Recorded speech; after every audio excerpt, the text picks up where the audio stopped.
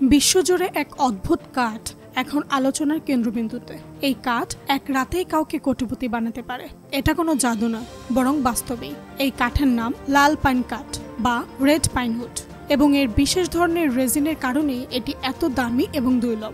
বহিরাগত দৃষ্টিতে এই গাছটিকে তেমন কিছু মনে না হলেও গাছটি মারা যাওয়ার পর দীর্ঘ সময় শুকনো পরিবেশে বা মাটির নিচে থেকে ধীরে ধীরে তৈরি হয় এক ধরনের প্রাকৃতিক লালচে বাদামি রঙের রেজিন। এই রেজিন কাঠের ফাইবার বা তন্তুর মধ্যে ঢুকে এক ধরনের আকর্ষণীয় সৌন্দর্য ও সুগন্ধি তৈরি করে। শুধু তাই নয়, এই প্রাকৃতিক রেজিন কাঠকে করে তোলে অত্যন্ত শক্তিশালী, দীর্ঘস্থায়ী এবং পানি নিরোধক। গবেষণায় দেখা গেছে এই রেজিনযুক্ত কাঠ সাধারণ কাঠের তুলনায় অনেক বেশি সংরক্ষণযোগ্য এবং জল, ব্যাকটেরিয়া কিংবা ছত্রাকের সংস্পর্শেও সহজে নষ্ট হয় না। ফলে এটি শুধুমাত্র দৃষ্টিনন্দন বা পবিত্র উপাদানই নয়, বরং একে ব্যবহার করা যায় বহু বছর ধরে।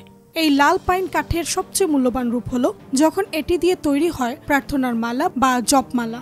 এসব মালা শুধু ধর্মীয় চর্চার জন্য নয়, বরং এটি আজ একটি হাই ভ্যালু হস্তশিল্প। প্রতিটি দানা অত্যন্ত সূক্ষ্মভাবে পলিশ করা হয়। কোনো কোনো মালায় হাতে খোদাই করা থাকে ধর্মীয় চিহ্ন বা প্রতীক, যা একে আরো বিরল ও শিল্পমূল্য তৈরি করতে সম্পন্ন করে তোলে।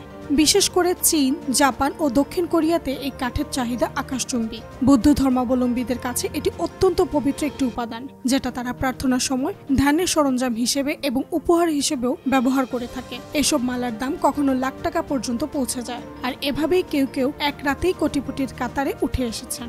এই অনন্য কাঠের গল্প কেবল অর্থের নয়, এর সঙ্গে জড়িয়ে আছে প্রাকৃতিক রহস্য, ধর্মীয় আস্থা এবং হস্তশিল্পের এক অভূতপূর্ণ সংমিশ্রণ।